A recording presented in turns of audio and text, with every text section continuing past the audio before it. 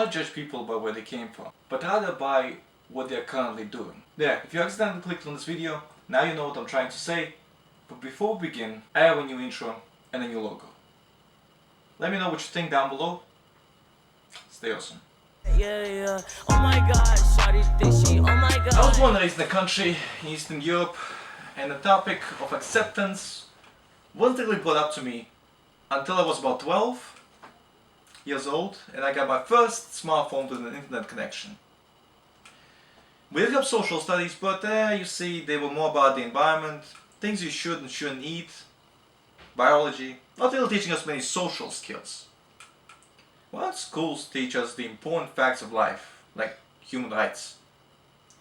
Anyway, the reason I brought this up is because I'm from Latvia, I automatically am judged by any stereotype that comes with being Latvian. Namely being poor, uneducated, and potato loving. Only most of these things are correct. Potatoes are a Belarus thing. Latvia is known for its shrimp. This is a common theme. Whenever someone belongs to a certain demographic, a certain group of people who came from or have ever done a certain thing, even if it was a long time ago, certain labels are applied on that person, which always comes with a set of stereotypes. Now, these aren't always bad. For example, if someone does something bad and we have enough evidence beyond a reasonable doubt to prove that they have done said bad thing, it's only fair that they see repercussions for their actions. Most people will even say that people who do horrendous stuff should suffer for the rest of their lives, but the truth is, we already do. I have a stance that no matter what a person does, yes, they should be brought to justice for their crimes if they have actually done them and can be proven beyond a reasonable doubt to have done them. Yes, I'll say that every time because a lot of people like to rally up against innocent people without sufficient evidence, and that causes innocent lives to be literally taken away from people who have done nothing wrong. However, after said person serves punishment for their crime, must they still be treated with less respect than an average person? Must we deprive that person of their human rights just because they have done so of another person? Not to mention that 600,000 of people currently in jail in the United States are non-violent drug offenders who were arrested for minor possession of marijuana. So they weren't selling, no, they were in minor possession for personal use. So essentially the person they've done harm to would be themselves. Which is still debatable considering we talk about marijuana, which has been legalized completely in many states and the entirety of Canada. What a lot of people like to assume is that everyone who has been brought to justice was always guilty of their crimes. And yes, that is a very reasonable assumption to make when it comes to the justice system. But that being said, that's not always true. I think it's important to remember that any system created by human is subject to imperfections, such as corruption, mislabeling, false positives. Fun fact, approximately 2% of people who were killed in death row in the United States turned out to be innocent. One black guy was found innocent before he was executed. See what I did there? I labeled him black guy. Why did I do that? To create a narrative that the judge in the situation was racist. Whether he was or not is irrelevant. The truth is irrelevant.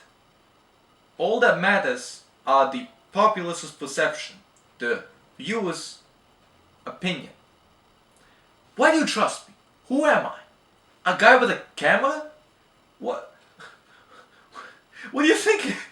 What do you think it takes to have a YouTube channel? Money? No. It's free. Anyone can do it. You can do it right now. Right now, top right of your screen has an upload button. It has always been there. You can make your very own channel right now and start labeling people left and right, telling your viewers whoever is good and whoever is bad. But what are good or bad? I mean, what makes a good person? Well, good. I mean, what makes a good person, well, good? I brought up the alignment chart before, when I was arguing why my roleplay characters had a reason to save a life. But for those who don't know, this is what people who roleplay or play roles and make up characters in the stories on the go with each other use to define what is good and what is bad. Essentially, they argue that good characters protect life and bad characters take life. Would this be applicable in their life? Well, let's do a quick experiment. What do you think of this painting? It's a perfect copy of reality. But really, what is it? Is it a good painting or is it a bad painting? I think most of you would agree that this is a good painting, because it clearly took a lot of skill and patience to create. Congratulations! You just liked a painting made by Adolf Hitler, the man responsible for the biggest genocide in human history. Does this mean that you support everything that Adolf Hitler does because you honestly felt like a painting he made was good? Of course not. But if I told you from the beginning that this is a painting made by Adolf Hitler, you would immediately think of all the horrible things that he did. And you wouldn't be able to have an unbiased opinion about this painting that he made. And a painting that is honestly very good. Who is a good person and who is a bad person? Simple.